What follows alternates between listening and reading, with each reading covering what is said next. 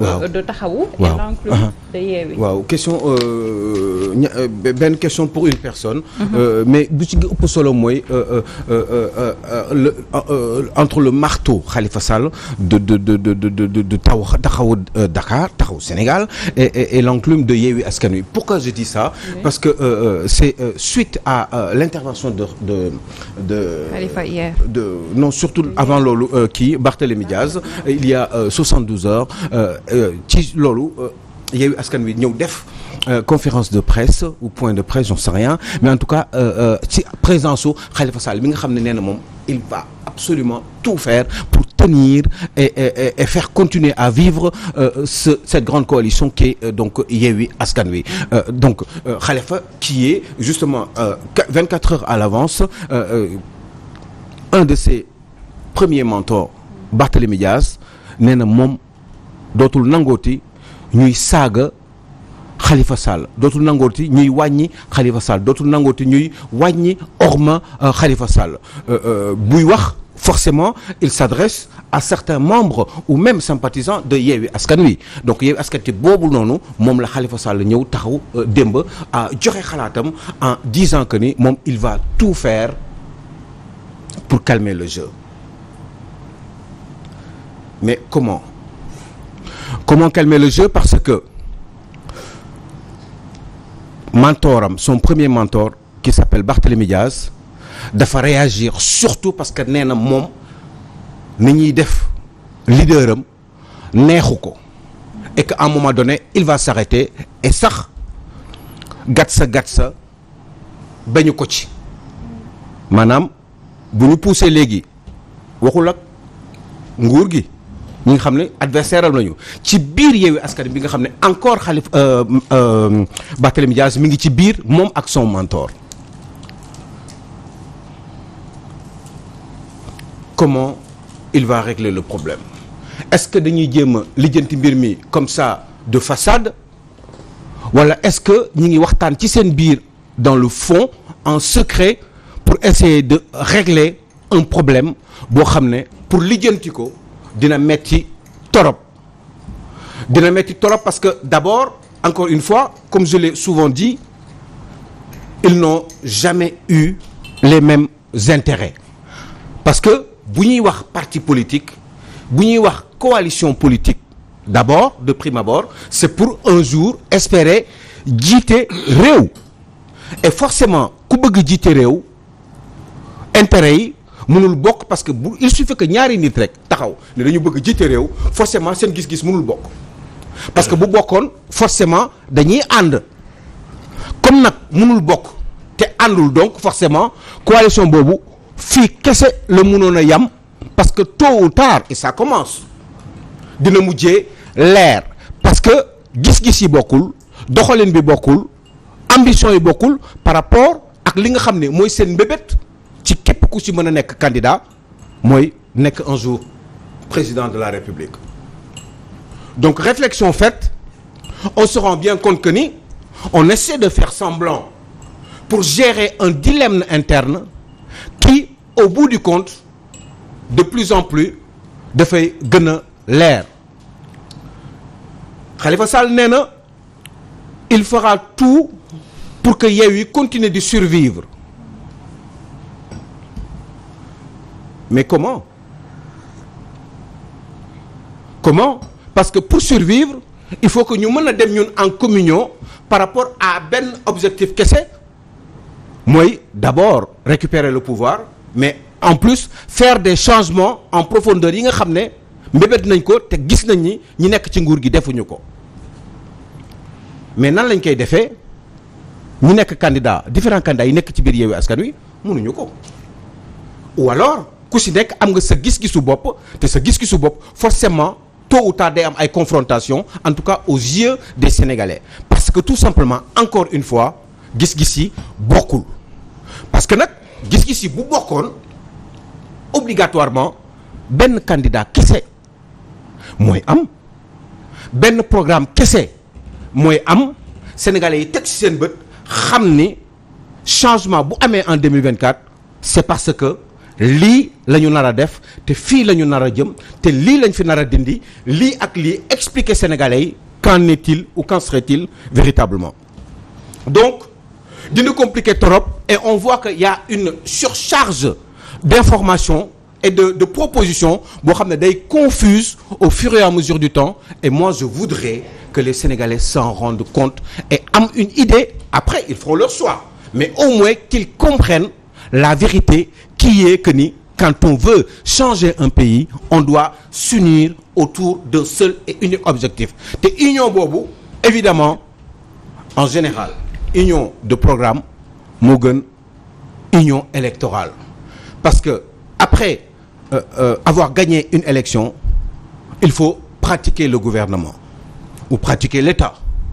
ou gérer l'État mais pour gérer l'État moment boobu bu fekkee ni à la base musuñu bokk gis-gis à moins que nga refuser nga daw après li nga xalaatoon yëpp wala li nga xalaatoon yëpp te nga neewoon mooy sa conviction nga dellu ci ginnaaw en ce moment-là ce sera justement une comment dire un leurre pour les populations parce que li ma xalaat mooy réew ku ko bëgg a defar dafay leer ci sa bopp qu'est-ce que tu veux te tant que mi ngi leer ci sa bopp qu'est-ce que tu veux forcément keneen ki jàkkaarloog yow te ngeen bokk même mbir bu fekkee ni moom li muy xalaat ak yow li ngeen di xalaat bokkul parce que forcément li ngeen di xalaat mënul nekk mënul bokk parce que ku nekk bëgg nga nekk candidat parce que quand on veut être candidat rek c'est parce que je pense que ni par exemple bu simple Barthélémy Diaz li muy xalaat moom la Khalifa Sall di xalaat parce que moom bu xalaatoon le contraire bu xalaatoon leneen lu li Khalifa Sall di xalaat du jàppale Khalifa Sall du ne moom tant que mi ngi bëgg moom Khalifa Sall mi ngi bëgg nekk président de la République moom day topp toujours ci ginnaawam parce que sans doute c'est pas parce que il a été aveuglé mais c'est parce que il est persuadé que ni xalaatam moom ak Khalifa Sall ñoo bokk mais Déthié Fall un exemple Aïda Mbodj un autre exemple ne peuvent pas penser la même chose que Ousmane Sonko un autre exemple parce que tout simplement ils ont des itinéraires différents et ils ont aussi des idées et des opinions différentes par rapport à l'avenir de ce pays mais surtout en termes programmatiques moo tax ma ne réew bu sérieux dafay am ay nit ñoo xam ne dañuy sérieux pas dans leur vie de tous les jours mais sérieux dans leurs idées et dans leurs ambitions de changement en profondeur parce que tout simplement ils sont en communion par rapport aux idées qu'ils peuvent avoir sur l'avenir du pays il faut mu bokk parce que bu bokkul même après victoire la pratique ou les pratiques seraient différentes loolu moo tax à chaque fois imaginez bien des exemples mos na fi jaar est-ce que mos ngeen xalaat ni Moustapha Niass mën na bokk ak xalaat Macky Sall non mais à un moment donné il s'est plié parce que tout simplement il n'avait pas le choix si un seul de participer à la gouvernance de ce pays parce que tout simplement il avait perdu parce que tout simplement ses ambitions personnelles bi ko yóbbuwoon moom mu bëgg a nekk candidat daanu na amatul choix donc day topp ci ginnaaw donc li mu doon xalaat yépp est-ce que dëgg la woon parce que bu fekkee ne da ngay xalaat loo xam ne ki ngay jëflanteel xalaatu ko waroo mën a liggéeyal nag moom parce que tout simplement ànduloo ak moom parce que gis-gis yi bokkul Moustapha Niasse était obligé de se plier derrière Macky Sall alors que non seulement il ne pensait pas comme lui benn daf ko xeeboon ñaar ba pare mënul imaginer kooku war na mën a nekk président de la République ci wetam pourtant kooku dafa mujjee moom Moustapha Niasse topp ci ginnaawam alors imaginez bien moom en tant que patron wu coalition Benno Siggil Sénégal mu ne moom kii xalaatul sax ni war naa mën a nekk candidat xeebee na ko ci jëmmam xeebee na ko ci xam-xamam waaye pourtant dafa obligé dem nekk ci ginnaawam mais en réalité bu fekkee ne dofuñu pour lan moo taxoon mu def ko pour avoir une position président de l'Assemblée nationale mais du xalaatu nit ki moo taxoon mu topp ci ginnaawam parce que xalaatu nit kooku xamoon na ko bi nit kooku nekkee candidat loolu moo tax bëggul woon sax mu nekk candidat donc en général boo gisee may wax li c'est pour mu leer ci sénégalais yi que ni en général les hommes politiques disent des choses mais en général ils n'y croient pas tout simplement parce que ce qui les intéresse en priorité mooy fexe ba ñoom nan la ñu mën a def pour accéder au pouvoir le reste ça les intéresse pas. D'accord, mais Aliou Sow est-ce que c'est pas une question stratégique parce que quand tu as en face de toi koo xamante ni dafa yor yatam bi fas yéene rëkk ndigg képp ku ne rek man damay samp sama ndënd ngir nekk candidat à la présidentielle tey jii par exemple supposons ñu d'accord woon def benn say ne Ousmane Sonko mooy suñu candidat est-ce que tey jii yalwaanu askan bi nga xamante ni yëpp dajale woon nañ ko du këpp espoir bi sénégalais yëpp dajale woon ne ñun bëgg nañu ëllëg Ousmane Sonko jiite ñu. ñu naan il sera éligible il sera inéligible est-ce que jamono jooju kon loolu du poser problème Khalifa Sall il est dans l'incertitude xamuñu ndax dina mën a nekk wala du mën a nekk Karim Wade pareil est-ce que du situation réew mi fi mu nekk nii moo waraloon ñu waxtaan autour d'une table ku ci nekk war a dem uti ji bu ñu demee nag ba deuxième tour booloo dajaloo xëy na pour mën a dem gagner ki nga xamante ne moom la ñuy jàkkaarloo est-ce que du question stratégique. wax nga dëgg mais une stratégie électorale baax na pour atteindre le pouvoir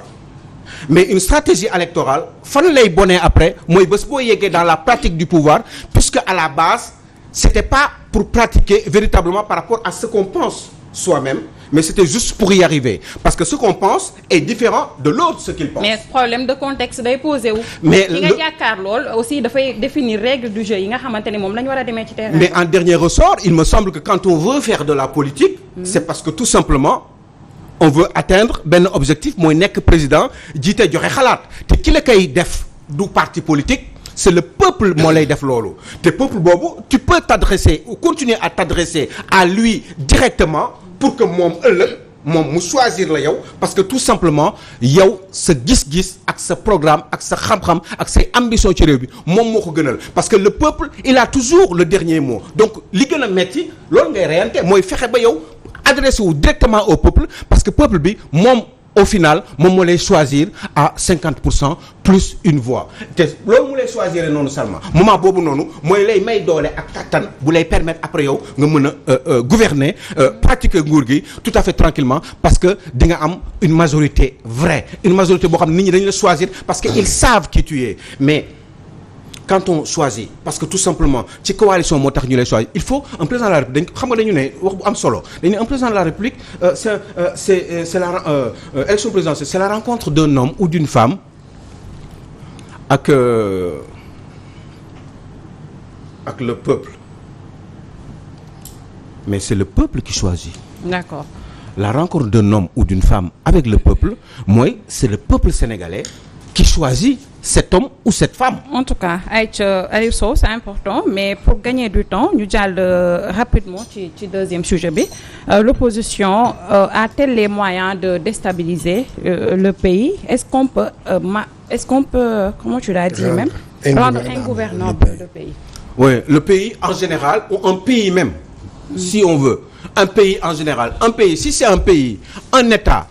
une nation un État avec ses institutions, théoriquement, ce pays ne doit pas pouvoir être ingouvernable. Parce que tout simplement, ces populations auront un certain niveau de maturité qui leur permettront de comprendre que pour procéder à des changements, il faut absolument et incontestablement faire des choix de dernière seconde jusqu'au jour de la proclamation des résultats d'une quelconque élection présidentielle parce que normalement bu loolu amee ba pare ci jiite ak nguuram ak état am ak institution yi ñu ko dénk ci benn diir kooku moo war a fexe def kamtalaay kàttalam ba dëkk bi kenn du ko rendre ingouvernable parce que tous les pays qui ont été rendus ingouvernables finalement dañu mujjee defaraat lu bari lu ñu yàqu parce que rendre ingouvernable mon pays mooy désacraliser destituer déstabiliser des institutions yoo xam ne ak ay mbir ci réew nga xam ne moom mooy constituer le socle de développement mbir yooyu après da ngay obligé di ko defaraat donc ça serait une perte de temps et j'ai compris que ni ci ay histoire u dëkk des pays africains des pays d'Amérique du Sud yoo xam ne ils étaient obligés je pense au Chili boo xoolee histoire u Chili depuis 1974 avec Pinochet ci ngay comprendre ni defaraat réew loo xam ne dañ ko rendre ingouvernable parce que ingouvernable moo yàq déstabiliser yéexal économie bi retardel système de fonctionnement yi à tous les niveaux d'intervention pour que dëkk bi bañati dox loolu mooy rendre ingouvernable un pays te loolu forcément bés bu naree am ci réew évidemment bu amee ba pare il faut defaraat te yaakaar naa ni fi ñu toll ci niveau de sous-développement de problèmes de difficultés de vie quotidienne chez les Sénégalais ce qu'il faut faire c'est pas rendre le pays ingouvernable mais c'est fexe def sa kamtalaay kàttan ba le peuple dans sa majorité adhéré wu ci yow pour que yow nga ñëw ci nguur gi defar li nga xam ne moom nga fi fekk nga yokk ko ba mu mucc ayeb pour ngëneelu population yi au lieu nga ñëw toogaat pour di defaraat li nga xam ne dañ ko yàqoon tout simplement parce que il fallait accéder au pouvoir te loolu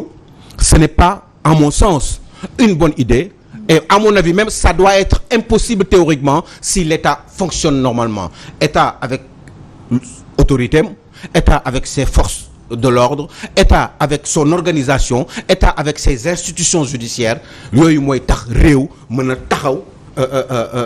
réglementer justement son fonctionnement ba nga xam ne kenn du mën a rendre un pays ingouvernable parce que man quand je vois des titres yuy wane ni ñun on peut rendre le peuple ingouvernable wax boobu man warul génn ci gémmiñ même si bu fekkee ni sax mën nga ko njort wala mën nga ko am yaakaar parce que yàqin la parce que da nga ko gëm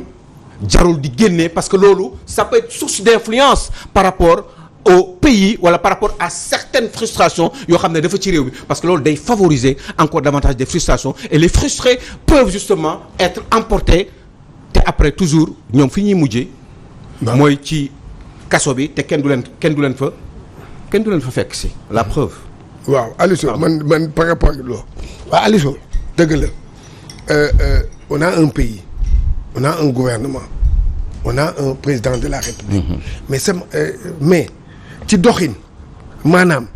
bu fekkee ne lépp ñu ngi koy jaarale ci yoon yow xam nga ne bu fekkee lépp ñu ngi koy jaarale ci yoon. bu fekkee ne waaye bu fekkee dëkk boo xam ne maanaam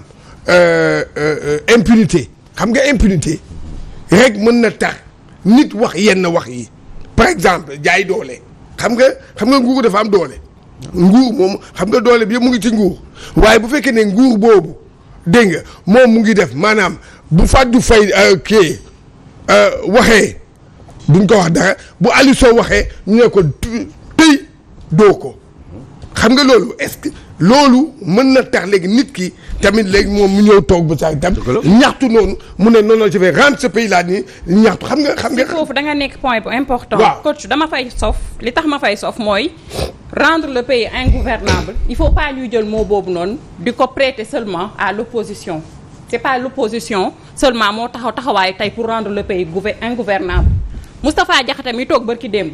ne dëkk bii nii. manifestation wala procès bu fi amee képp ku wax lu ñu war ta wax dinañ la yóbbu ñi ñu war a yóbbu ñi ñibbi seen kër dinañ ñibbi képp kuñ ci war a jàpp dinañ la jàpp képp kuñ ci war a rey dinañ la rey loolu noonu c'est rendre le pays ingouvernable parce que bonne gestion loolu bokk ci premièrement deuxièmement ki nga xamante ni moo di l'autre Oumar Ba président de l'association des maires du Sénégal li mu wax lan moo ko différencier ak Oustaz Assane Seck mi nga xamante ni jàpp nañ ko pour appel à l'insurrection dëgg la. dans un pays normal. dëgg la injustice baaxul. dëgg la injustice. impunité ingouvernable ce pays. loolu lañ war a xool. dëgg la. il faut pas seulement. jël benn affaire prêter ko jël benn affaire excusez-moi. prêter ko à l'opposition seulement pour dire est-ce qu'une opposition peut rendre ingouvernable un pays. man je dirais. est-ce que waaw non titre bi une opposition peut-être peut rendre non mais dama ne man je dirais. un pays est-ce qu'un pays peut être un pays normalement dans des bonnes institutions peut être rendu gouvernable. waaw léegi un régime est-ce qu'il a le droit de rendre ingouvernable un pays bi nga xamante ni askanam ñoo booloo. def benn say sacrifier lu bari. jël la yow malgré yàggoo ci politique yàggoo ci opposition. ñu jël la jox la. am yaakaar bu toll ni jox la seen destinée. est-ce que am nga droit yaag say njoñ yaag say askan ngeen rendre ingouvernable un pays parce que tout simplement dañ la jox le pouvoir boo xamante ni man maa la ko jox yow yaa maa la ko yow ak kii ñun ñëpp ñoo booloo jox la ko pour suñu devenir. xam nga Salma gis nga yàlla sax subhanahu wa taala moom yàlla subhanahu wa taala amul 100% d'adhésion yàlla sax dañ koy critiquer yàlla sax am na ñoo xam ne d'accorduñu ak moom te mi ngi leen di bàyyi ñuy dund amaana ba bis jot il n'y a jamais eu de 100% d'adhésion donc encore moins de 100% d'adhésion pour ci ki ñu fal nga xam ni nit la avec ses tares ay nit war a jàkkaarloog moom dans une démocratie pour corriger ko pour critiquer ko pour essayer un jour de récupérer le pouvoir donc forcément tare toujours day am ci kii yor nguur boo gisee ma wax ko dama ne c'est parce que dafa am baat bu jib te baat ci communication bu génnee dafa am lu muy mën a tekki wala lu muy mën a joxe ci ay conséquences te loolu moo tax bi ma déggee wax bi on peut rendre le pays ingouvernable c'est comme si je disais ay nit ay gune toog dëkk bi metti ma ne man est-ce que pare ngeen pour xeex. Moustapha Diakhaté li mu wax est-ce que ci bonne gestion la bokk. non d'accord na si non baaxul. non loolu wax xam nga non dafa jéggi dayoo du question de baaxul rek dafa sax. non jéggi dayoo non dama ne. dans un pays normal est-ce que loolu lañ war a njëkk a ñaaw loolu yëpp non jéggi dayoo baaxul ñoom ñëpp loolu ñuy wax baaxul mais xam nga comme dañuy wax ay faits d'actualité. te loolu. ci actualité la ba ci démb la loolu. non d'accord na waaw mais xam nga aussi actualité day suivre parce que mënoo toujours dellu ginnaaw. il faut donner exemple ñaari côté yëpp. déet non non parce que xam nga actualité la ñuy wax. actualité du jour. wax bi génn du jour. parce que sinon mën nañu wax aussi li xewoon il y a 4-5 jours ci ginnaaw. aussi moi je suis d'accord mais mbirum kii bi Moustapha Diakhaté bi on peut en parler. ak Oumar Ba. oui ak yu bari ay wax yu bari ah. bari na mais yooyu xam nga wax nañ ko. jàll na fi. je veux dire wax yooyu est-ce que du mooy jur tey wax yi nga dégg récemment. non mais d'accord na. mais yooyu wax nañ ko ba pare. waaw. non waxaguñ ko loolu moo andi li conséquences. d'accord na mais dama ne. loolu leader bu bëgg a nekk président de la République tu ne peux pas te mettre taxaw jàkkaarloo nga ne on peut rendre le pays ingouvernable parce que loolu xam nga lu tax xam nga la ngay def. on va essayer de tout faire pour récupérer le pouvoir on va convaincre les Sénégalais dégg nga non dafa am ay wax yoo xam ne conséquences yi mu mën a. yow tu parles de communication. mais même ci communication. on va essayer baal leen ma rek par rapport aux populations. balaa ñuy romb fii on va essayer de rendre le pays libre. on va essayer amul. rendre maanaam wax ju nooy jooju tegu fi nguur gi fi nekkoon tegu leen fi ndax nag bu fekkee da nga nekk njiit nga toll ci benn moment boo xam ne maanaam ku am doole Aliou Sow di rëkk ndigg di rëkk boo demee ba nit ñi jóge fi ñu nekk daw wut si la da ngay defaraat sa toogaay toog ndax yërmande lu mu la mayul du la ko xañ Ablaye Wade bu doxalee woon yenn yi moom du fi toog te ku ne dëkk bi mettiwul dangaa ñamagul sa wàll te ci kanam la ñu dem ndax ku ne ñu ngi lay jàpp man sa li tax may wax le fait que ngay gis ñuy jàpp ay nit di nekk ci ay problème mu leer na ne nii boo xoolee ba ci biir am na ci ñoo xam ne def nañu lu ko raw te teguñ leen loxo gis nga politicien seen ay wax bu ci kenn dóor sa doom ndax démb waa kii Yewwi Askan Wi génn nañ def point de presse di wax ni ñoom féewaloowuñu loolu seen stratégie politique la Idrissa Seck fii la jógee Thiès ñëw ba fii ñu jox ko conseil économique social et environnemental te def fi dara est-ce que am na bureau teewul Macky dafa ànd ak moom di liggéey ak moom keneen ak keneen noonu ay ministre am di génn di wax lu leen saf te kenn du leen wax dara bu ñu ñëwee cere ji saf na ñeex ñu jàpp la tëj la ci kaso bi wala ñu dóor la ba nga bëgg a dee comprendre nga maa ngi ñëw génnuma ba tey fi ngay wax de génnuma fi ngay wax parce que tey bu ñu demee ba comme li ngay wax rek bu ñu demee bay fippu di wax ku ñu dëxëñ ba sonn boo amul doole boo fayoo di nga wax boo waxul di nga def leneen ak leneen ñaanuñu ko yàlla ci actualité ba tey génnuma Aliou Sow point bi ngay wax waaye nag dafa am loo xam ne dafa duñu ko gis ne fàng ba pare di ci dëgg suñuy tànk fii ku ci ne boo bëggee jiite di nga wax ba wax leneen loo xam ne naka sudul noonu waaye nag bu ñu ko tegee ci yar ak teggin rek dina neex mais problème bi mooy bu ñu jël ci beneen wàll wa di leen xas di leen indexé alors que am na loo xam ne lu flagrant la ñi fi nekk di ko def te duñu ci wax Aliou Sow voilà xam nga li mais même ñun ñii ñi dañoo yàpp kii nu mu tuddati oustaz Assane dañu ko yàpp waxuma beneen wax ba tey de Moustapha Diakhaté wax na fi leneen ministre bi wax na fi leneen keneen ak kenn fii ku fi nekk bu doon loo wax rek ñu lijjanti la dinañ jàpp ba jàpp ñoo xam ne yow danga naan ñii waruñ leen mën a jàpp wala sax est-ce que jot na pour ñu jàpp leen. xam nga lan moo am waaw xaama jox la non xam nga lan moo am ci sujet bi. waaw mal gouvernance génnuma ci sujet bi de gis nga fippu dafa am loo xam ne mooy indi fippu ba indi leneen li du waxu jaxase parce que fippu non xoolal xam nga lan la quand xam nga lan la gis nga fippu je pense que ni il faut que mu leer quand on veut récupérer un pays qui est à peu près stable indépendant à peu près depuis 1960 ñu war ko defar avec beaucoup de retard quand on veut récupérer un pays de ces différents ak waxu oustaz par rapport à un leader politique mënuma comparer waxu leader même sax Moustapha Diakhaté qui a énormément d'expérience comme vous voulez jiite na façon responsabilité bu nekk waxuma loolu par rapport ak quelqu'un qui veut diriger le pays qui veut le récupérer wax naa ne ay yàquteef yoo xam ne bu fi amee parce que dafa am lu koy susciter parce que dafa am lu koy influencer un jour quand tu récupères le pays duñ ko defaraat. oustaz boobu ci waxu leader politique lañu ko jàppee.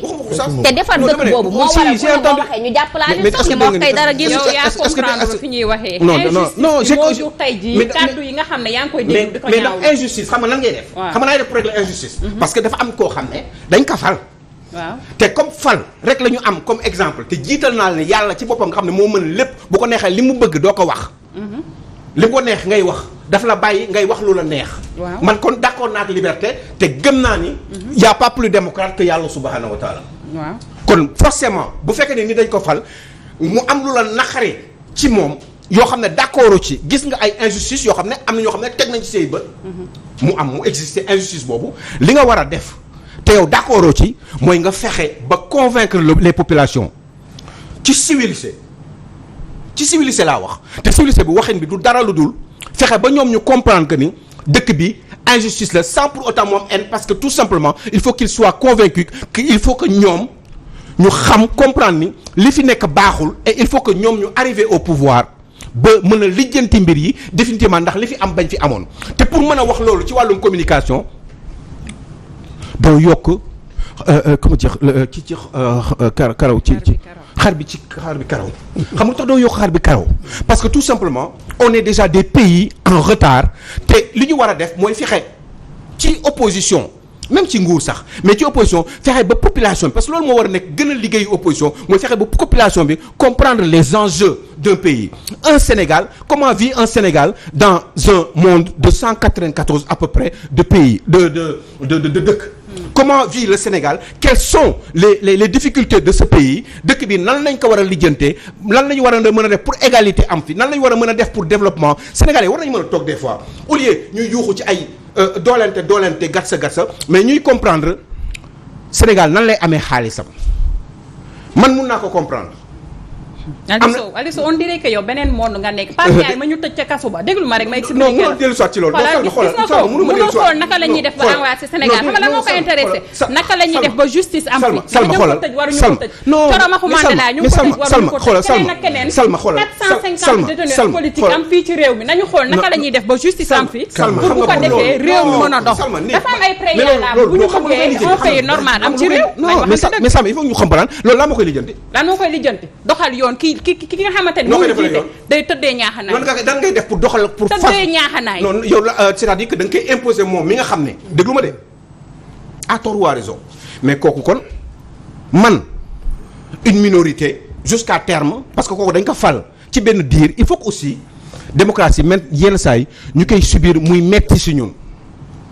il faut ñu koy nangu.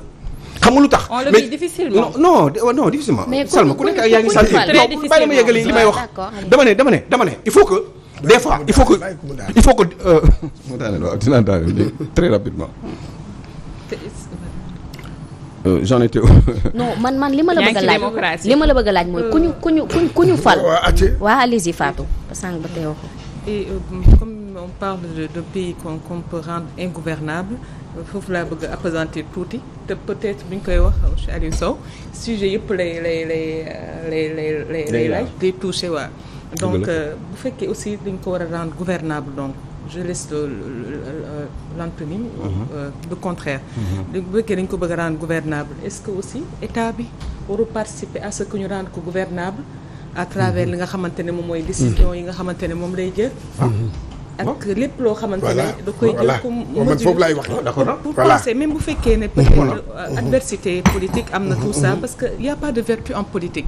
tous les moyens sont bons pour affaiblir son adversaire donc je pense que aussi bu ñu demee di jël yenn décisions yi même pour contrer leur adversaire war nañ ci sóoraale askan wi tamit parce que ñun ñoo ciy perte ñun ñoo ciy sonn parce que bu loolu amee parce que est-ce que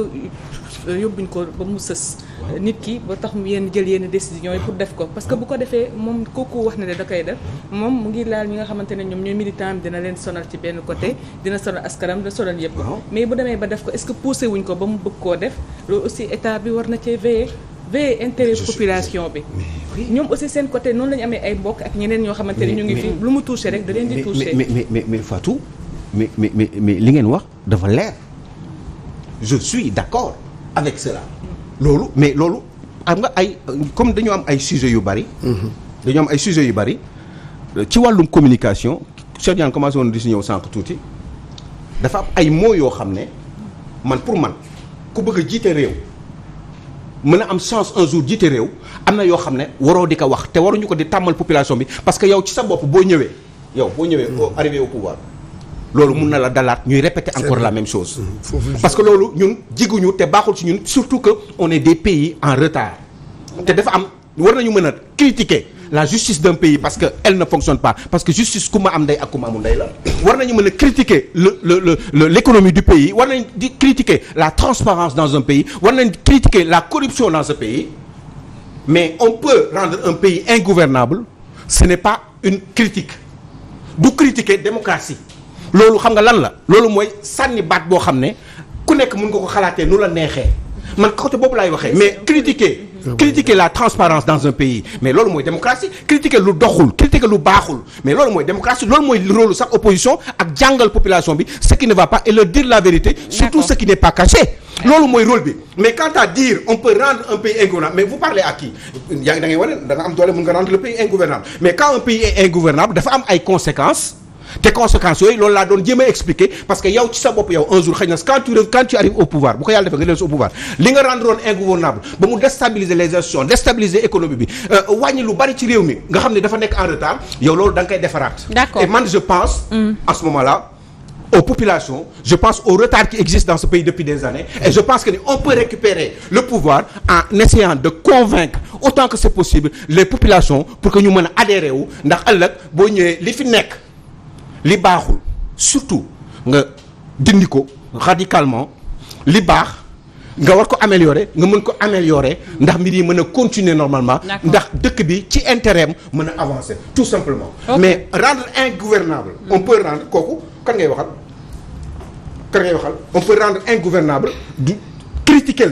waxal li baaxul expliquer waxal ci domaine santé bi qu'est-ce qui se passe santé bi baaxul injustice bi lii la def ku ma am ndey ku ma amul ndey Moustapha Diakhaté wax na lii di wax na lii nga tëj ko lii xam ngeen du yoon expliquer ko population bi mais loolu ça n'a absolument rien à voir avec cette forme de communication qui tend à dire on peut rendre mais Macky Sall balaa muy falu moo gënoon civilisé ci président yi mais dépassé naa foofu d'accord bi la waxtu wi xoj nañu tege foofu sa baaraam beneen yoon ñu eggal. Macky Sall wax na lu gën a garaaw loolu taxaw na ci bureau de vote mu ne day voter par force sans carte d'identité mais loolu est-ce que man dinaa si dellu si waat non j'avance parce que dama bëgg gars yi xam avancer ci wax yi yooyu ñëpp xamoon nañ ko à l'occasion mu nga ko génneewaat mais je suis pas obligé de donner un exemple li xew tey jii nii laa bëgg a tënk ci mbir pour expliquer Sénégalais ni wax boobu mun na déstabiliser lu bari et ce n'est pas bon pour quelqu'un qui veut parce que loolu yow Cheikh Diagne Gomis nga wax ko wala yow nga wax ko c'est beaucoup moins grave que quelqu'un qui veut être président de la République. D'accord fi mu ne nii waxtu wi xoj nañu xëy na beneen yoon incha allah ñu daal di woyal ak dernier point bi nga xam